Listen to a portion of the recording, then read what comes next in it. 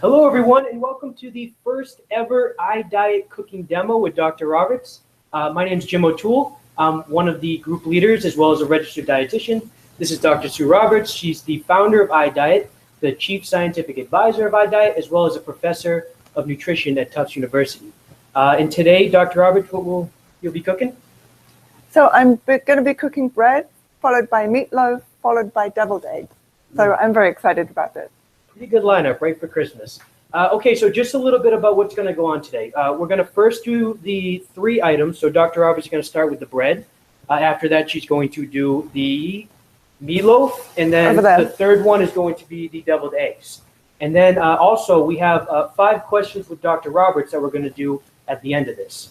So if anyone needs to leave early or if they have to miss any of this, I'm going to make sure there's a recording available online tomorrow morning. Lastly, I know that some people might have some questions, so we actually have one of our group leaders, Lee, will be on the message board, who will be able to answer all of your questions, or we can write them down and answer them later. Okay, with that, I'm going to turn over to Dr. Roberts, and let's get cooking. So thank you, Jim. I'm really excited to be doing this because, well, for a number of reasons. I love to eat, I want to stay healthy, and cooking is the glue that brings all of that together. And, you know, the more you can cook healthy food, the healthier you're going to be, the more you're going to enjoy your weight management. And it's a great thing to do, you know, with your family and friends if you've got some people who also like to cook. The other thing about me and cooking is that, you know, I'm really busy. I'm a professor at Tufts. I have this program that I'm looking after. So I'm also quite a lazy cook. And pretty much everything I cook, you know, is not 3 steps and 100 ingredients. It's, you know, really simple stuff.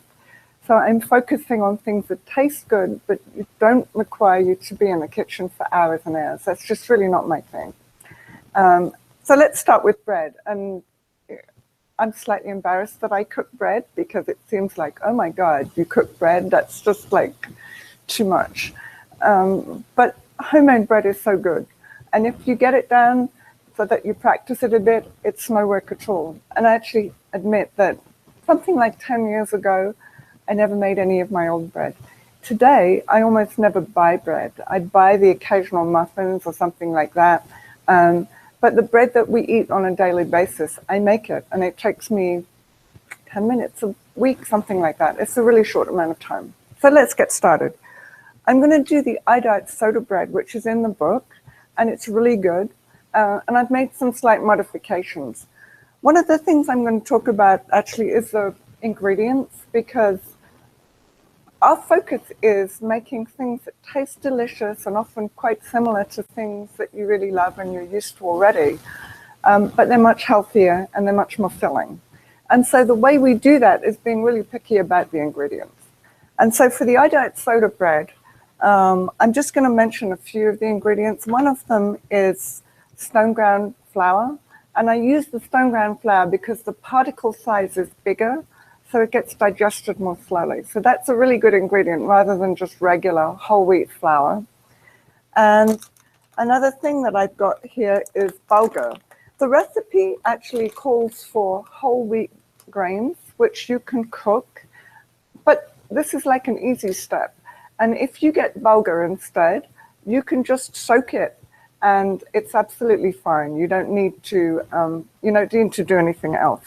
So there's 2 types of bulgur. One of them, and in America, they're both called bulgur, which is a bit confusing. In England, where I come from, this kind of bulgur is called cracked wheat. But you can easily tell the difference in the store because what I would call cracked wheat is just whole pieces of grain chopped up. There's another kind of bulgur, which is basically parboiled, steamed stuff with the outside removed, and that's yellow. So the bulgur you're looking for is brown, just like small pieces of wheat. The other thing I have here is coarse wheat bran. Most stores sell that right now. I happen to like Bod's red mill bran. It has a very nice kind of nutty flavor, and you can see it's quite flaky. And that's good again because it's difficult to digest. And so I have all of those ingredients already mixed up in my bowl here. The bulgur I've soaked for a bit in water for 10 minutes, an equal quantity of water and bulgur. And then we have salt, baking powder, and baking soda, which we just add in. Jim, how about I just kind of hand you things? Would that Sure. work? And we can keep gutting them out bit by bit. So I'm going to mix in the baking soda. That's all I do. And then we have buttermilk, which we, and you know, the splashes are part of life when you cook. And so you measure out your buttermilk and you pour it in. And I put in about the right amount, maybe a bit less, and then mix that together and look at the consistency. And everybody measures their flour a bit differently. And, you know, so I tend to measure my flour. I think I put a bit more flour in than, for example, the USDA. So, but if you look at that, it's kind of dry.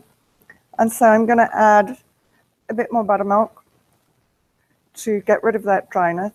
It should be the minimal amount of buttermilk so that it's a really stiff dough, and it's not sloppy, but it doesn't have any dry bits either.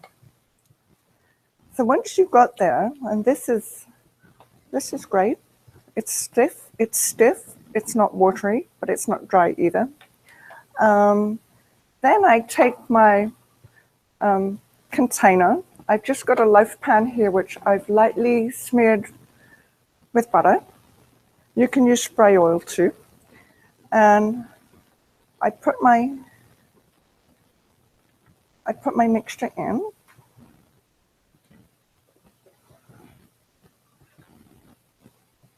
And I smooth it out a bit. And when it doesn't smooth very well with a fork, I use my fingers. And then so that is ready to bake. And we can just put it in the oven. The temperature and the time are in the recipe. And that's all there is. And so, you know, it's like ridiculously easy. It's as easy as I've indicated. This is a loaf that I made earlier. And so I thought, since we have a tester here, we would give him a piece to taste. Absolutely. Best job in the world. So now, Jim, you know as well as I do that one of the things about iDiet is we're determined to be really honest. We don't lie about our weight loss. We don't, you know, we're the honest people. So I think your job here is to be really honest. If you don't like it, you have to say, okay? To be brutally honest. All right, I can do that. All right. So we have a piece of soda bread. We have some butter. And we have a tester. All right. I think I might have the best job in the world.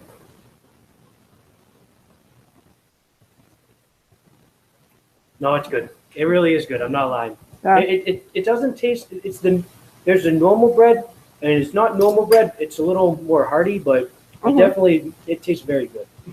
I really like this bread for breakfast, I have to admit. With, you know, peanut butter and jelly is a great thing to have it with. Sometimes with some spread and some honey or something like that. But that's all you do. I mean, it's like ridiculously simple to make bread like that. And just a reminder, we actually sent these recipes out earlier, so you guys got this yesterday. And Dr. Robbins, I think someone asked you used baking soda in the beginning. Mm-hmm. Yeah, so we did do that in the beginning. Okay. So that's our first recipe. And if it was much more complicated than that, you know, the honest truth is I probably wouldn't be making bread every week. But because it's easy and it takes no time, it's a great thing. I'm sure that on New Year's Day, I'm going to be starting the new year with some homemade bread and some butter and honey and some fruit. It's a great breakfast. Even if you have friends over or relatives, it's a kind of a special treat.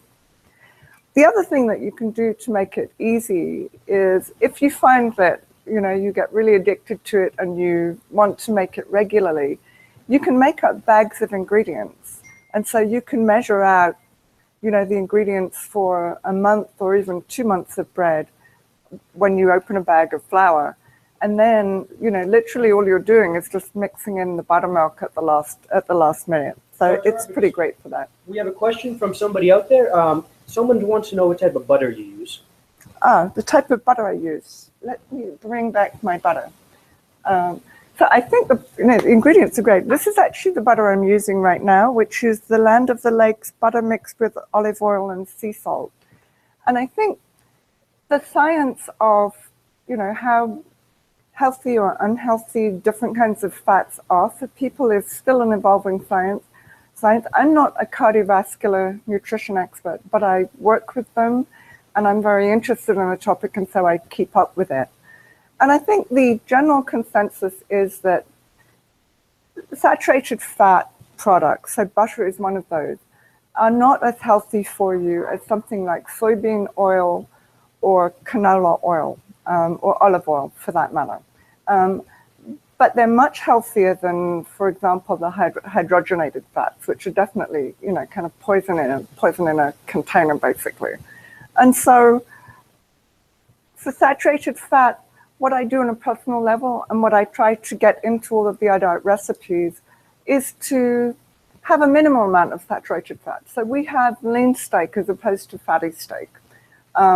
We have, butter when you need it, but there's not much cream in the recipes. We're not using full fat cheese except Parmesan in really small amounts.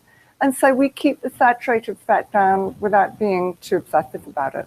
And this brand is actually really good. It tastes very much like butter, and it's really easy to spread from the fridge too. So it's easy. And again, that's another one of my principles. Yeah, I can say it spread really well on that piece of bread that I had. Yeah, it's easy.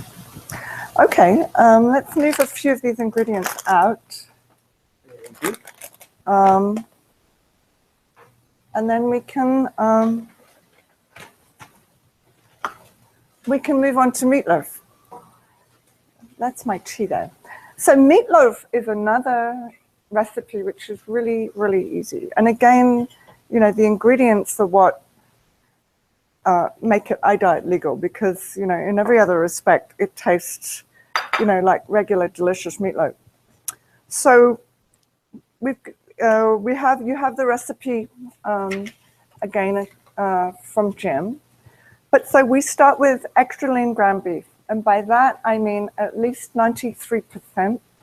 If you have ground beef that's something like, the 80% or the 85%, it really has a lot more fat in it. Something like 50% of the calories are from fat. So it makes a big difference to have the 93%, not just for the total calories, but also for the saturated fat too.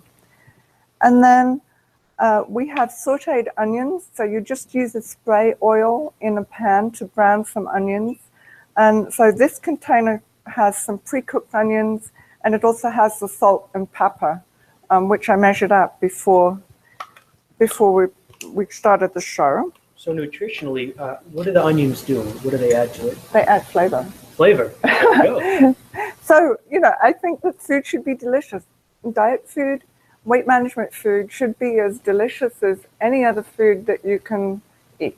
And as long as that's true, why do you have to eat other stuff? So I pre-measured some parsley.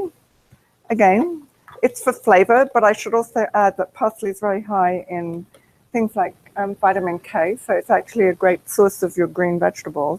Now, could you use other herbs as well if you wanted to? You could chop up some kale or some spinach. You could add 5 times as much parsley if you want. You could do all of those things, yeah. So what else do we have? Okay, so now we have breadcrumbs. So here we come to a special ingredient, because these are iDiet-legal breadcrumbs, and I could have, just ground up some of my own bread, but it has a strong flavor, which is great as a bread, but it doesn't work quite as well actually on a meatloaf. And so the bread I use for something like this is I get the Thomas light muffins, which are also iDiet-legal, and you can just for this meatloaf recipe, 1.5 muffins ground up get you your breadcrumbs, and they're iDiet-legal, so that's great, and they taste very good.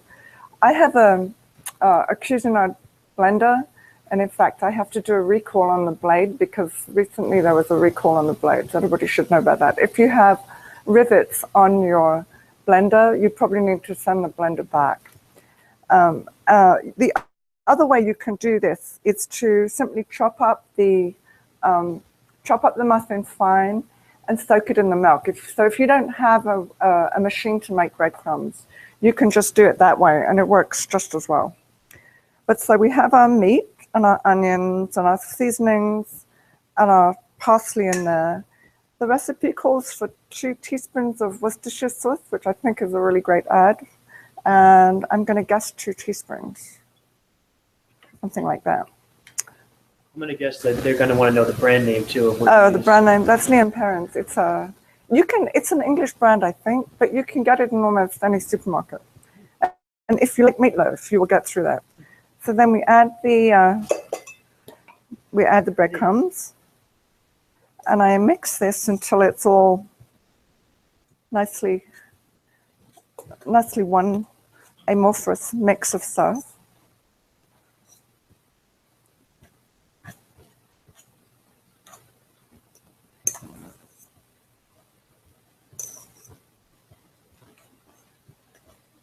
It smells very good. I can smell the cilantro. I bring this in for lunch a lot. You can do all kinds of things with this meatloaf. You can have it with cauliflower mashed potatoes and gravy, and green beans or another vegetable. It's really good like that. You can also have it in a sandwich with an iDiet-legal roll for hot meatloaf sandwich. That's really good too. So once you've got it nicely mixed up like that, then you put in the measured amount of egg, and the recipe calls for about 3/8 of a cup of milk. So this is the measured amount, and what I do is I put in some of it and then mix it and see if we need the whole amount.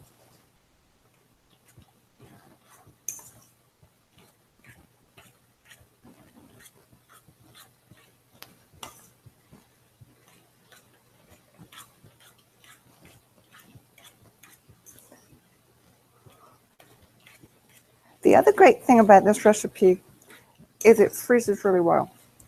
So that,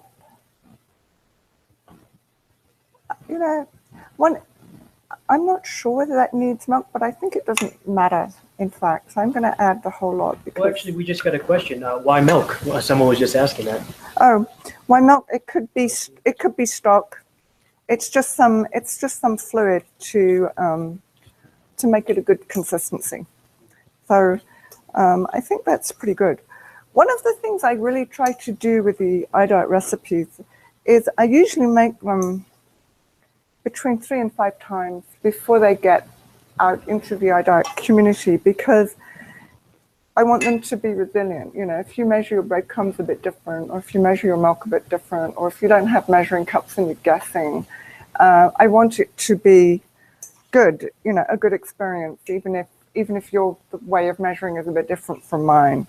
And so some recipes I don't put out there because they work really well, but you have to be so precise in the measurements, and you'd have to do your measurements the same as me that it can be a problem. Meatloaf is one of those things where you can do it almost any which way, and it's great.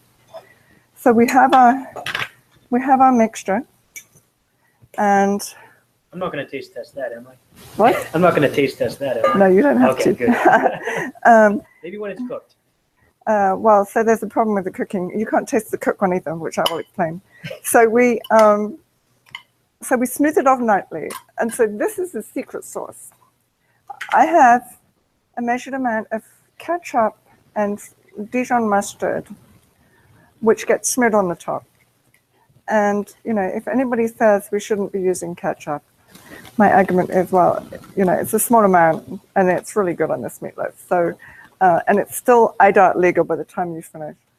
So it's a really good addition that makes a nice topping.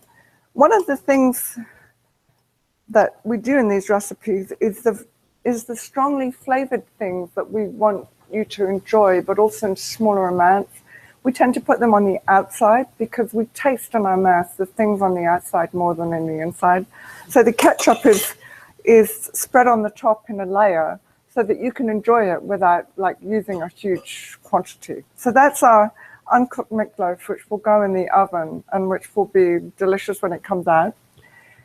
I did previously cook one. You just put it in the oven, you leave it in there for the right time, and it comes out with nice crispy brown edges. And I can't give you a taste, Jim, because this one was frozen and it's still cold. I'll just take it to go. You can take it to go. You can take it to go. But that's another thing about this meatloaf is you can make half a dozen and you can freeze 5. And then when you come in the evening and you don't feel like working, you have a ready-made dinner. It's really good for that. Yeah, what I noticed is how you cooked that very quickly. You made it very quickly. So to make 5 of those and put a couple in the freezer, I know. And just for a rainy day, this could be kind of like someone's comfort food, their go-to food when they don't feel like cooking at the end of a long week or something.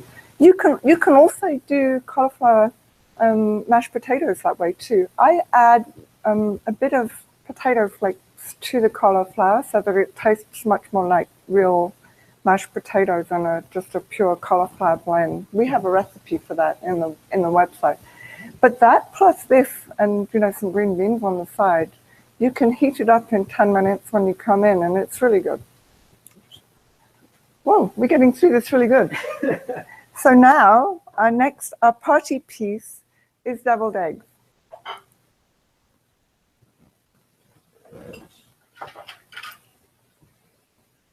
When I was thinking about what we should be cooking, my first thought was, okay, let's just plan a whole appetizer or party or something like that to demonstrate. But then I thought, well, I bet everybody's pretty much got their plans for the holidays already organized. And so, I wouldn't be as helpful to you as talking about something like meatloaf and thinking about what you're going to be doing on January 2nd. But deviled eggs are really easy to make, and they're a great addition to any party. I'm actually going to be making them myself on Saturday for some friends who are coming around, and I know that they like them. All right, so now let me organize my things a little bit. So what I have here is some hard-boiled eggs, and I've taken the yolks out of some of them. I pre-chopped my parsley, and I pre-chopped my onions, and I pre-measured some mayonnaise, some Dijon mustard again, some pepper, and I did not put any salt in because I think you really need to taste deviled eggs as you go along. But so basically for each egg, you cut it in half, and you pop out the yolk. I'm embarrassed to say that I have a cat on the floor who's playing with my microphone. So we will hope that she can't do anything bad. But so basically, then you mash up the yolks with the mayonnaise and the mustard.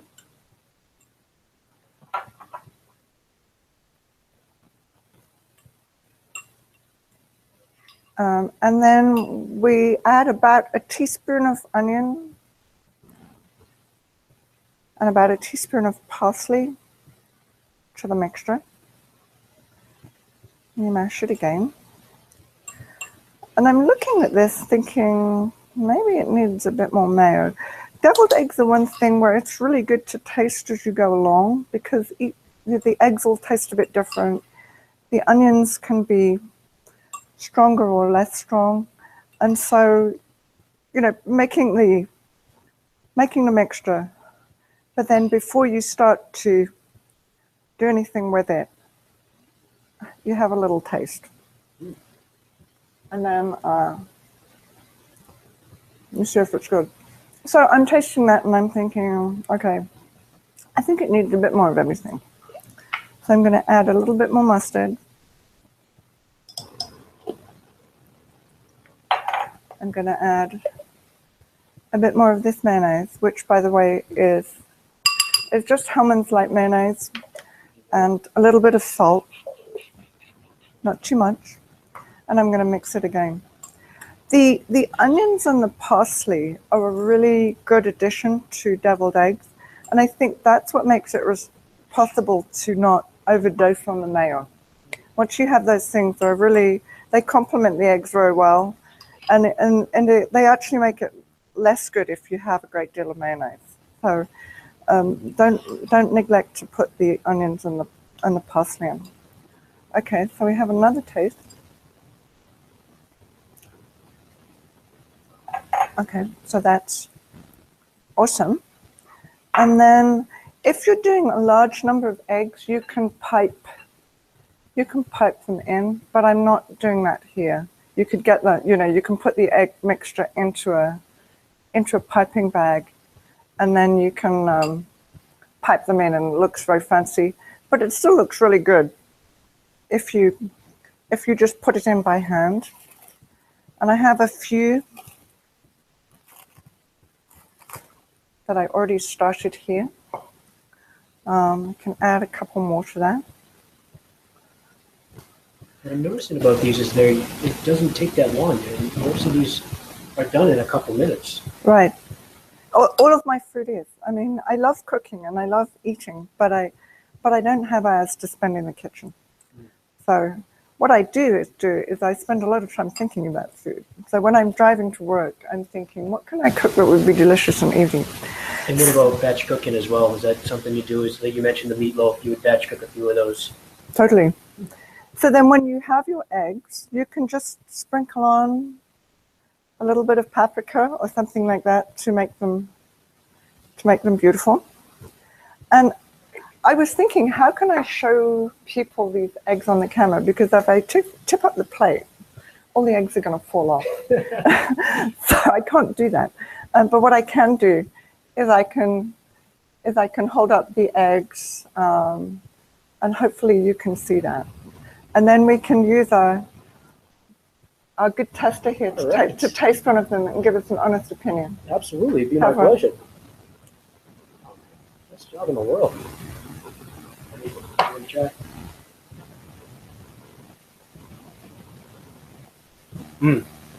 It's very good. It's absolutely fantastic. It's great, and it looks very good as well.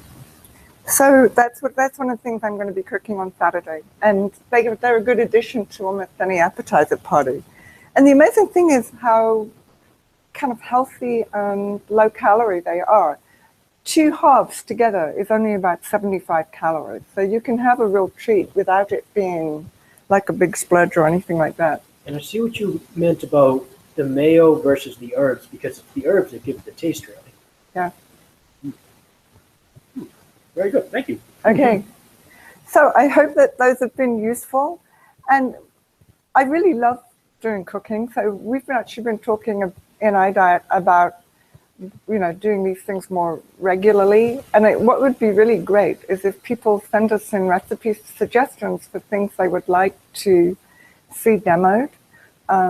For people who are local, maybe we can, almost have a party and have some other people here to do the cooking demo with us the next time. So we're thinking about all kinds of things. But do please send us the recipe suggestions that you would love to see demoed, and we can put them on the list. And I will make sure I send everyone an email next week to see what kind of recipes you guys would like us to make next time. I have another question here. Someone just texted in. Do you have a preferred mayo brand? It looks like you have kind of the most generic one here. So, I'm slightly embarrassed about using Hellmann's, but it's a family tradition, I think. My husband is American, but I met him in England, and his mother had hung on to a lot of American traditions when she went to England as a way of, keeping family traditions alive, I guess. And Hellmann's mayonnaise was one of those, because it's an American product which was not available in England really at that time. And so, out of deference to my husband's family, we always used Hellmann's. And then I got to like it. And so at this point, I'm thinking, why would I have anything else? Sentimental value. Yeah, you don't use a huge amount. And it really works in deviled egg. Yeah, especially, yeah, because like you were mentioning, the taste is really coming from the herbs too. So Yeah. it's just a little bit of that mayo. And if somebody has a different brand of mayo that they prefer, that's fine too, because it's really not a big amount. Whatever tastes good to you is the right thing to do. Fantastic. So that's it for the 3 recipes. And again, next week I'll send an email out. So let us know what you want us to do next time. The next thing I have is the 5 questions for Dr. Roberts. Just like before we do any of these, I'm always going to email you guys and see what questions you want us to ask Dr. Roberts. So feel free to shoot me a question anytime. So question number 1, what's the biggest mistake an iDieter can make during the holiday season? And then what would be your best tip for the holiday season? Okay. I think the biggest mistake that a lot of people make, and it's really easy to do, is saying, okay, I've lost it for this holiday. I'm just going to forget about it. And I'm going to weigh myself on the 2nd of January. And I think that's a mistake just because it makes it harder. It seems superficially like the easy thing to do. But when you come January 2nd and you're 5 or 10 pounds up and you wish you hadn't done it and you feel kind of bad about that, you wish that, you'd proceeded a different way. And I think proceeding a different way means weighing yourself every day so that you know what the damage is. That's really important.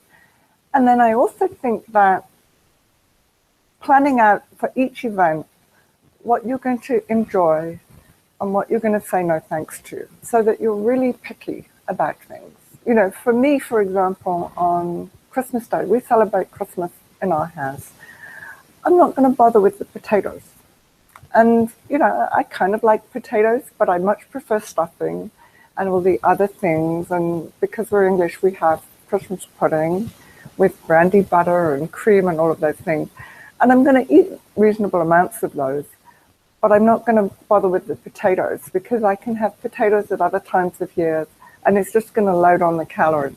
So being really picky about what you want to enjoy, dosing up on fiber really well throughout the holiday period and keep weighing yourself. If you do all of those things, the weight gain is either going to be 0 or very small in January, and it'll be a much easier task to get back on track. I want to reiterate what you said in the beginning. It's weighing yourself the day after Christmas no matter what, because in the history of people trying to lose weight, everyone's had at least one off day. It's an off season that's more worrisome. Totally, me too. I mean, nobody goes through life without some weight gain occasionally, and you don't need to beat yourself up, but just keep really aware of it.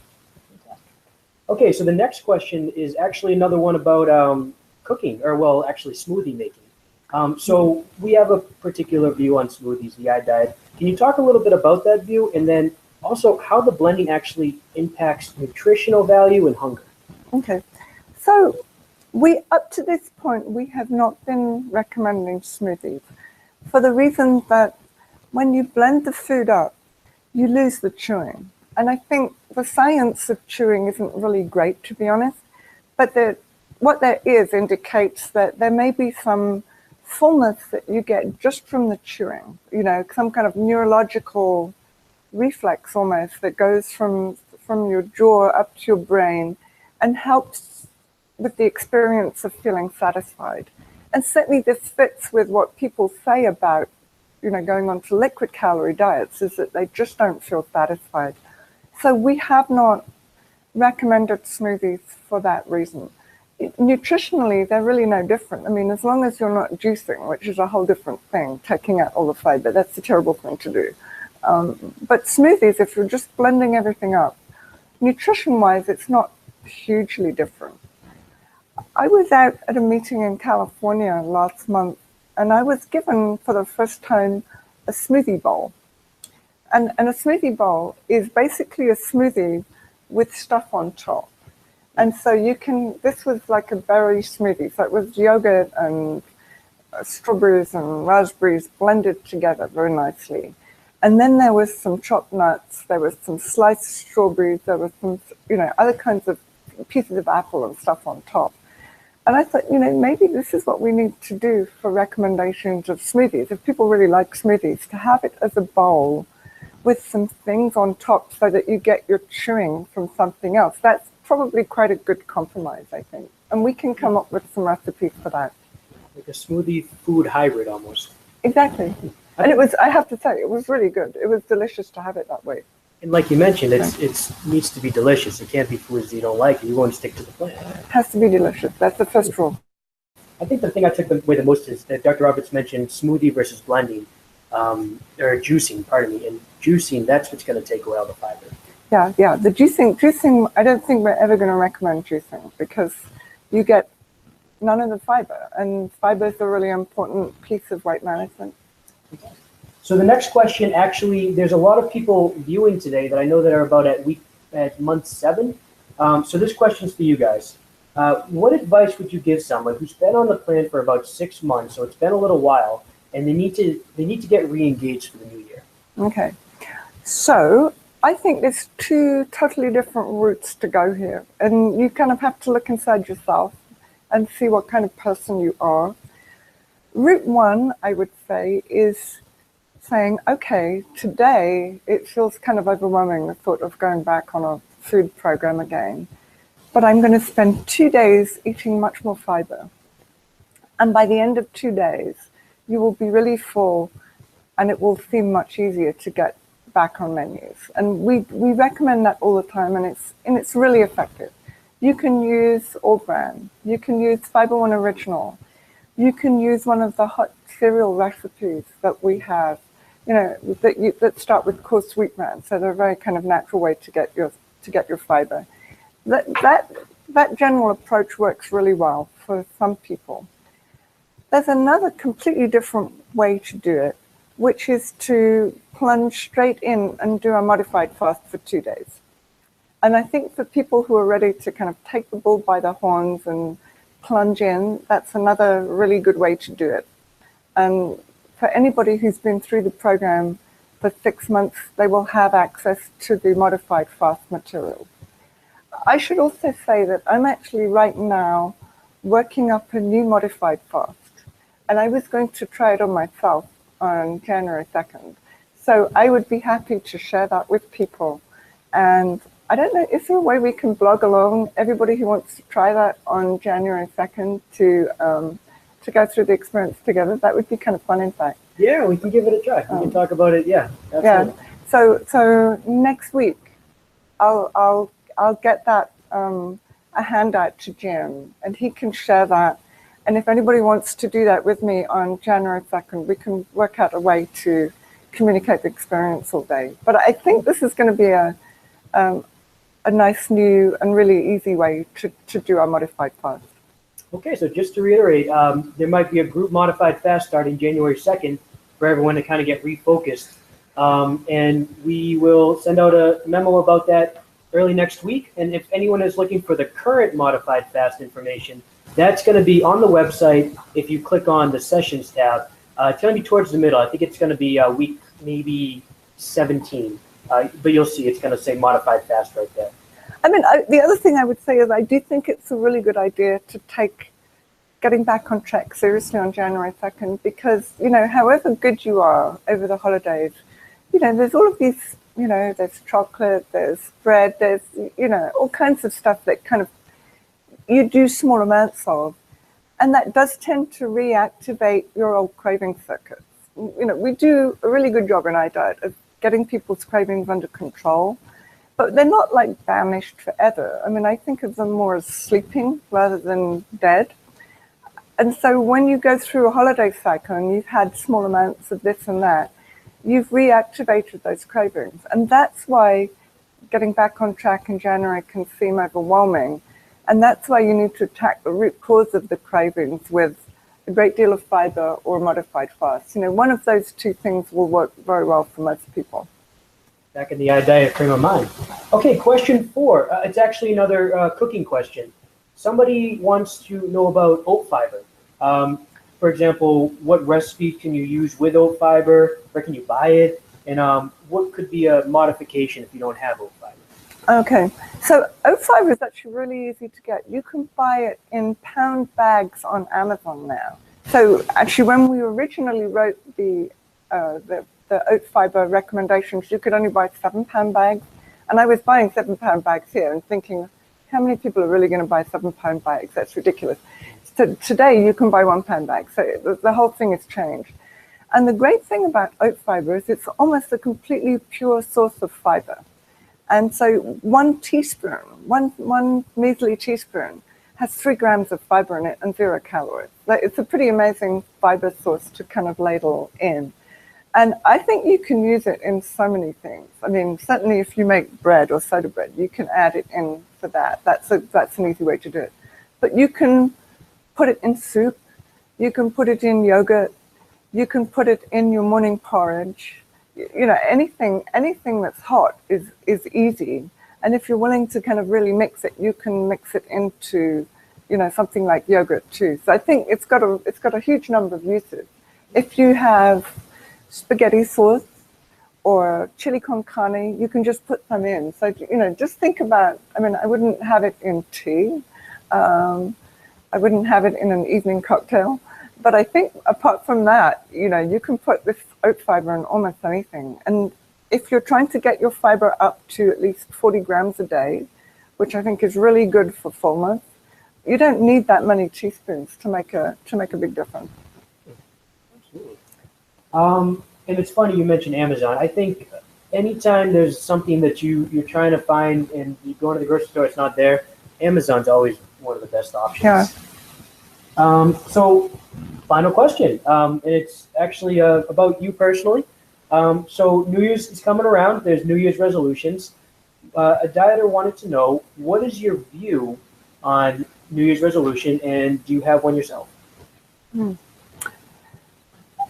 I'm not, generally speaking, a big fan of New Year's resolutions because I'm not very good at keeping them. I think many people are not very good at keeping them. I mean, I think having a mentality that you're in this for the long term is the easiest thing for most of us. But having said that, I think it's a good time to reflect and to think, you know, what mistakes you made last year that you don't want to make this year.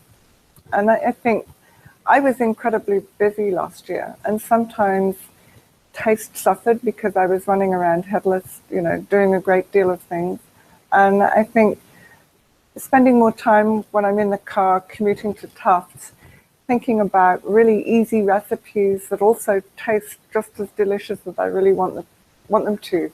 So I never have to eat anything just because I'm starving and I don't have any good food there. So, you know, being really kind of planned ahead and making sure that I've always got my focus on enjoyment as well as, you know, as well as health. It's going to be something I'm going to keep my own eye on. I like the priorities. Yeah. So that's all we had. I want to thank Dr. Roberts for your expertise and for making these delicious dishes and for saying I can take the meatloaf home with me. I do remember that. So I hope everyone enjoyed. We're going to, of course, post the recording tomorrow morning for anyone that wants to rewatch this. And of course, I'll send some information starting next week. So thank you, everyone. So thank you very much for joining us. I really enjoyed doing this. I hope you enjoyed it too. And we would love your suggestions for what you want us to demo next time. Merry Christmas, everyone.